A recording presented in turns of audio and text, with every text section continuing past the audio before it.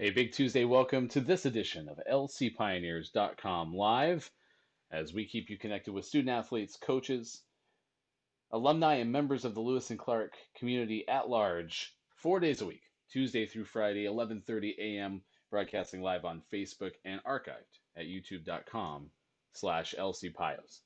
Hi there, I'm Ryan Goff. I'm the play-by-play voice and director of athletic communications for Lewis and Clark. We are the Pioneers, based out of Portland, Oregon, a member of the NCAA Division III's Northwest Conference, competing against other institutions from throughout Northwest Oregon and the state of Washington, and courtesy of over 430 institutions among the NCAA Division III ranks, a chance for our student athletes to compete on a nationwide scale. Lewis and Clark offering outstanding overseas study opportunities as well, so a chance for our student athletes and students alike to get experience in the liberal arts education overseas with semester and 2 semester programs as well. We are excited to bring in Charlie Morgan in just a few moments. He is an alumnus of men's rowing for Lewis and Clark and now a researcher at Cambridge. We're excited to talk to him about both his rowing past and rowing present because he's kind of in a neat area for the sport. And then also just kind of talk to him about how science was his path.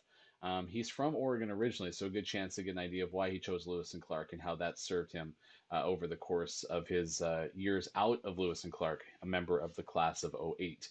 So excited to bring in Charlie in just a few moments. We want you to let us know questions you have for Charlie or suggest future guests. You can do so on our Facebook Live comments or sports@lclark.edu. Also, a great way to connect with us too is on our Twitter and Instagram by going to LC Pioneers on both of those platforms.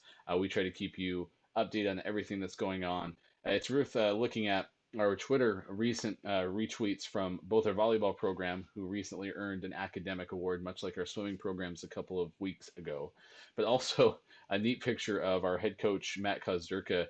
He got a beautiful orange Mustang as his rental car and kind of said, hey, it must have been destiny. They knew I was part of the Pios, hashtag Roll Pios.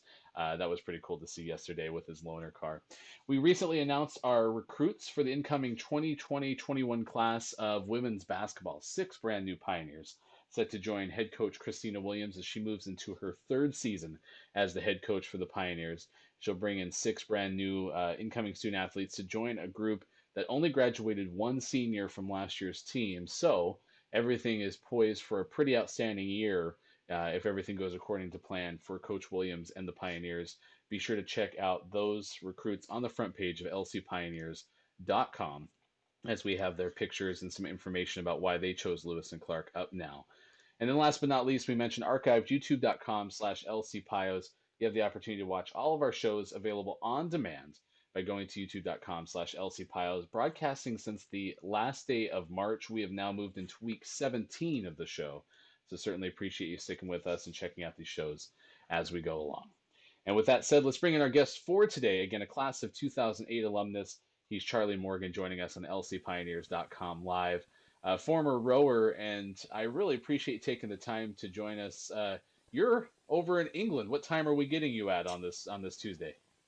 Yeah, it's about 7:30 p.m. here in England, and we've got long summer nights here. So I'm actually still here in lab, but yeah, excited to be here and talk with you and Pretty others. pretty picturesque background you got going for you too. Not a bad spot. Yeah, Um, we talked about it in the opening. You're originally from the southern part of Oregon. Let's start with the origin story, if you will. What was it about Lewis and Clark that you saw for your postgraduate education?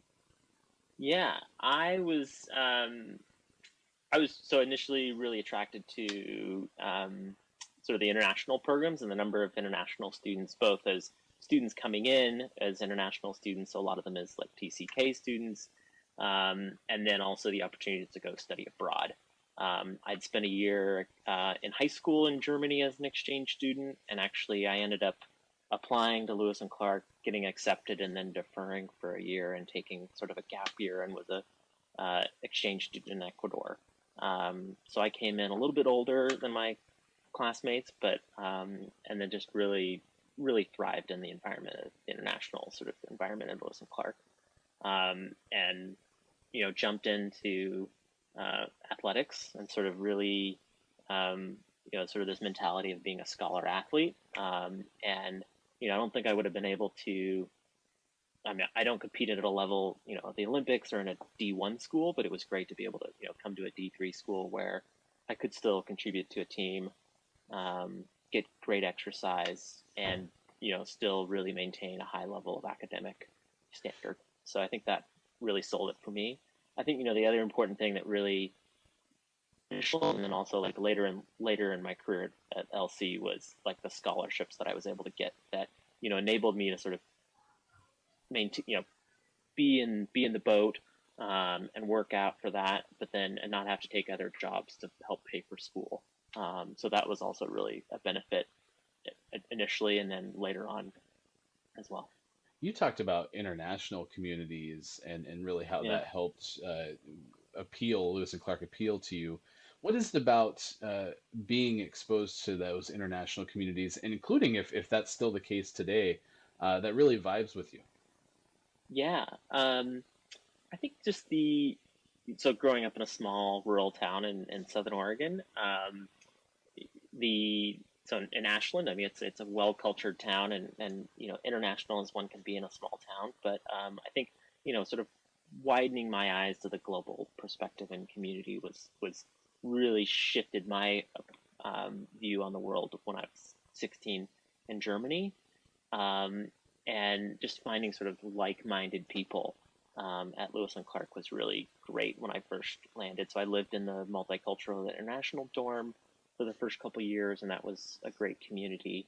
And even now, so as an alum, we do. I've helped organize some usually in October sort of happy hour events, and we've hosted them here in London. Actually, right before I was thinking about this, right before sort of every Europe locked down, I went and met two friends of mine from Lewis and Clark in Switzerland, and we went skiing for the weekend. That's what you can do when you live in England, and it's a short, 1 hour flight to the Swiss Alps. It's almost shorter than going up to Mount Hood from LC. So yeah, just an amazing opportunity from roommates in college to even today. So Charlie Morgan joining us on lcpioneers.com live, a class of 2008 alumnus of the men's rowing program. Now, most students who get involved in an intercollegiate sport, have pretty extensive experience in that sport before they actually get involved. Isn't necessarily your case, not necessarily the case with yeah, rowing all the time. Kind of describe the path that you went through to become part of the team. yeah. I was a walk on freshman year. It's really great to be able to have sort of a novice year, so you're just competing against other people that are new to rowing. Had been a swimmer and a water polo player in high school. Not with There wasn't really a rowing team at that point in high school, and was interested in rowing. And I got pretty tired of actually staring at the black line at the bottom of the pool for hours a day, and loved the idea of being able to go out on the Willamette and row with another group of guys, and sort of use the mechanical advantage. I was taking physics, and use the mechanical advantage that you get, from having an oar to move yourself through water. It was a much more efficient way to move yourself. So And yeah, without the black line, which is always a win. and without the black line. I mean, little did I know that. So novice year at that time, we were rowing in the afternoons, but once you moved up to the varsity team, um, it meant tumbling out of bed at 5 a.m., which it was pretty dark then. So yeah, but no black line. Well, and So you talked about being from Southern Oregon, and one thing I do love about this state is you can go different places throughout the state, and there's different elements of its natural beauty that exists, even out to the eastern part of the state as well. I'm curious, you yeah, described being able to row on the Willamette. What is it yeah. about that setting that's pretty special? Oh man, yeah. You've alluded to in the intro. I've rowed in these other places, and my heart is still sort of with the Willamette. Just the size of the river, the amount of water that's flowing through there. And as a going to regattas, we'd go up to Washington and over Oregon, and then down to California occasionally. And that was all experience. I mean, that was always fun, but the Willamette was really just, I think, with the bridges.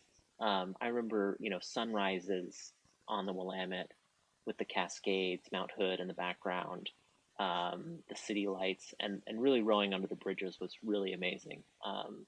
The only thing that's gotten sort of close to that was rowing on the Thames a few years ago here in London. But yeah, Well, and I'm excited to get a perspective of the rowing scene where you are now. Before we talk about that, give us an idea of maybe a really fun story or two that comes to mind. Teammates, those kind of things. When it became, when it comes to being part of an intercollegiate team, what story sticks out? yeah, I think I mean, I really love the rowing. Sort of an interesting sport. I think both sports, both swimming and then rowing. I mean, they're they're separated out by gender, but both sexes come together a lot for. They're both out on the water together, and there's a lot of camaraderie there. And I think the my close friends from rowing were also study partners in academia. And I think the mantra we had for the last few years in rowing was fail faster, and that really I think has carried me through. Um, and sort of that mantra of we wanted to try and experiment things in the boat, working together as an eight and a coxswain, to really push the limit and find our limit. And the quicker we could figure out what wasn't working, we could try to move on to something that was or that could work. And actually, that's I think carried me on into my research as well, professionally. So it's sort of more quickly figure out what's not working so you can fix it. Our guest is Charlie Morgan, member of the class of 2008 from the men's rowing program on lcpioneers.com live. Joining us from Cambridge, the sport of rowing there is quite a sight to behold. Describe Yeah. some of the highlights from your perspective since you've been there. Yeah, so it was definitely an attraction to come here to Cambridge was an opportunity to be able to sort of keep growing. And I had no idea I had no idea, first of all, how small the river is that people row on here. In Oregon, it would be called a creek, basically. It's like a little ditch. Um, it's, maybe 30 feet across in the narrowest parts. You can barely fit two boats across through it. Um, and there's the big university level, sort of varsity level athletics, but then there's sort of individual, so they call it colleges here, but sort of individual dorms, living communities that also put out rowing teams. And they have a big competition a couple times a year called Bumps. And then this also happens in the sort of community and the adult rowing community as well, where bumps, the whole idea of rowing bumps is you start in a staggered start. Um, you start with a cannon, and the coxswain at the back of the boat is holding a chain that sets you apart from different boats. And then the goal of the race is to go crash into other boats, which is just crazy that this sport still sort of exists in this way. I don't think if we were to start it again, we would do it this way. These are very very expensive carbon fiber boats. Usually when they do that, they do it on the sort of older wooden boats, but it's a great fun. Uh, all your friends come out and watch along the river, um, and yeah, it's just really a big community. That was never. It's a huge spectator sport here, which I was lucky to get a few friends that not involved in rowing to come out and support us in Lewis and Clark. It's rowing is it's not a great spectator sport. You're always far away from people, and you go by them. But here in Cambridge, there's a cycle path along the river you can watch and follow them along. And even some of the big races between Oxford and Cambridge, the boat race is attended by tens of thousands of people and broadcast on the BBC every year. So it's a totally different ball game here than what I was accustomed to. And I wouldn't give up the LC experience for anything, but it has been fun to sort of come in and see a different style. Well, yeah, Coach Taylor has told me all about Weira and how that's just a different type of regatta on the Yeah, micro level. I can't yeah, imagine, this Kentucky Derby atmosphere at Cambridge, Oxford, yeah, that you see with the amount of people. And you told us, you're a researcher now at yeah. Cambridge. I'm curious, with that path and kind of where you are now, was science always going to be your thing? And if so, how did you come to that conclusion? Yeah, I both my grandfathers are scientists. One was a chemist and one was a physicist. So I actually ended up taking sort of the intro tracks to chemistry and physics at Lewis and Clark. I was always really attracted to sort of the problem solving, and was attracted to science from an early age. I sort of There was a bit of a battle in Olin between which department was going to sort of attract me and where I was going to end up being. Um, and actually, I sort of ended up sort of going off into biology. So as a chemical biologist now, I sort of use the chemical tools um, to explore sort of questions in biology. But I think there's something really exciting that's happening in sort of cutting edge research now, that it's no longer siloed as chemistry, physics, or math. We think about like a really important question, and then we go about addressing and finding a solution to that question, regardless of whether it's physics or engineering or biology or chemistry. Um, and so that's really been exciting to be part of, and sort of carry that through. Charlie Morgan, our guest on lcpioneers.com live. Kelly Hoover says hi, by the way, in our Facebook comments below. Big Charlie Morgan with Yeah, exclamation points.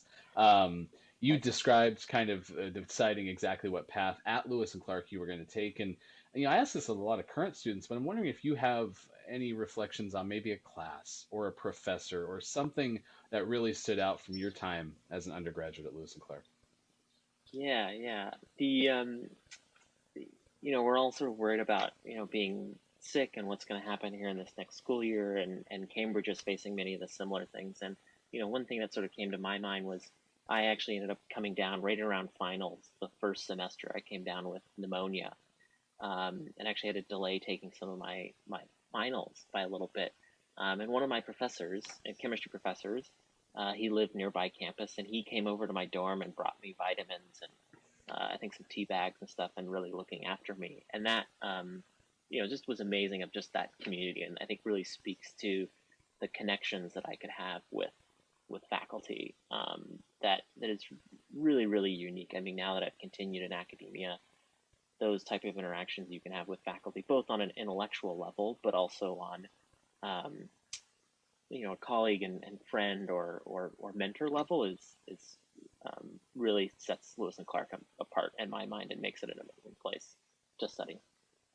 Now, Charlie, you've done a great job kind of walking us through the competition side of being a Lewis and Clark student, the academic side too. But college outdoors is also something that's really stuck with you.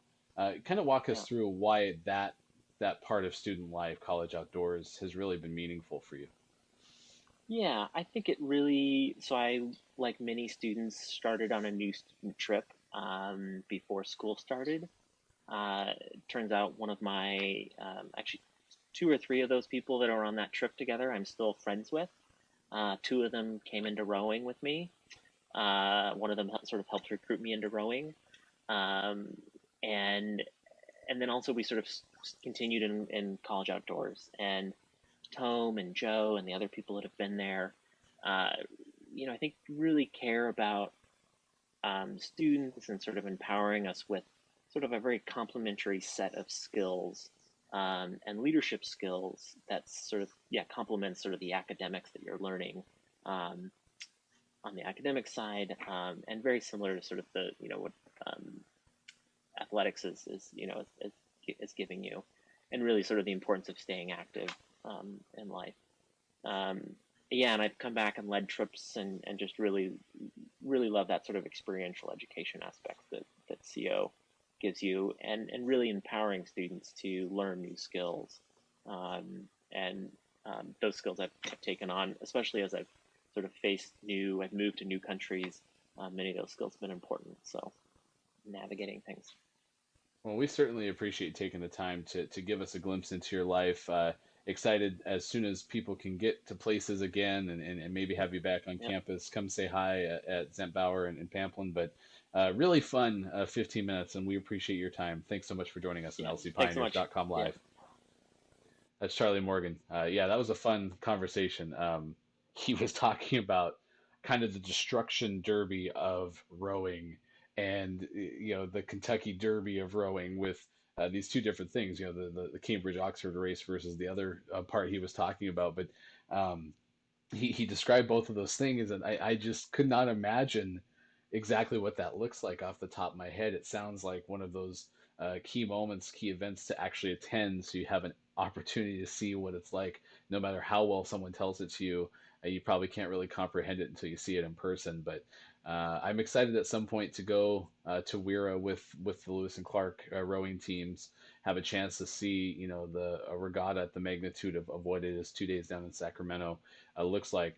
But certainly, Charlie's not alone in the way that he described, the camaraderie you have.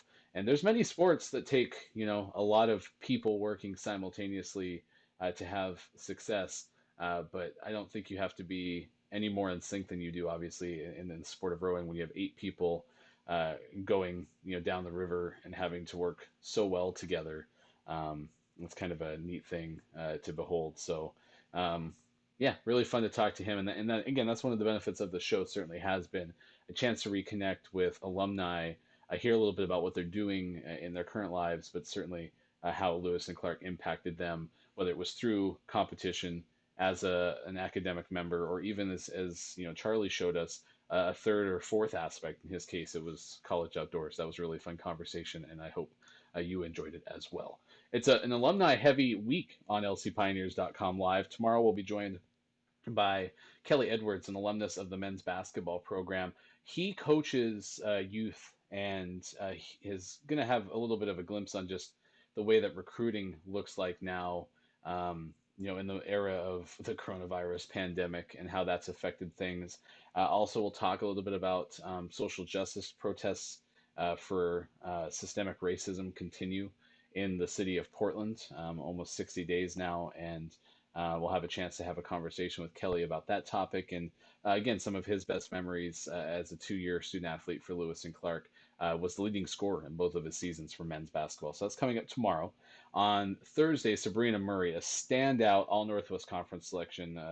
3 times she was selected this year and the year before in terms of 3 events named All Conference. We'll talk to her. She's entering her senior year. Our discussion with her on Thursday. And then Margaret Dowling, former dual sport student athlete for women's basketball and volleyball, will join us on Friday. So excited for the week ahead. Excited that you joined us today. And big thanks again to Charlie Morgan for coming on the show. We will talk to you again tomorrow. I'm Ryan Goff. Thanks for having fun with us for sure. Let us know what you enjoyed. Also, we will link in the Facebook Live comments our interview with Tome from College Outdoors, because that was one of my favorite ones so far too, because he grabs the phone and he starts showing us the entire warehouse for College Outdoors. It's just amazing, the opportunities with the new student trips and the college outdoor trips that undergraduates at Lewis and Clark have the opportunity to experience, like Charlie talked about. So until we talk to you again tomorrow at 11:30, be sure to check out our YouTube page, youtube.com/lcpios. We'll talk to you again soon on lcpioneers.com live. Goodbye, everybody. My favorite spot on campus is like right outside the Dovecote, little benches, and there's flowers growing there, and you can get a little coffee at the Dovecote and sit there. My favorite spot on campus is definitely the weight room. I get that everybody loves like the gardens or the manor house, but our facilities for athletics here are actually amazing too, and the weight room is definitely my favorite spot. My favorite spot on campus would either be the glade outside of the athletic facilities or South Campus. What is my favorite spot on campus? I really like the back porch of the manor house. It looks out on Mount Hood, and on a clear day, it's super beautiful just to sit around with friends.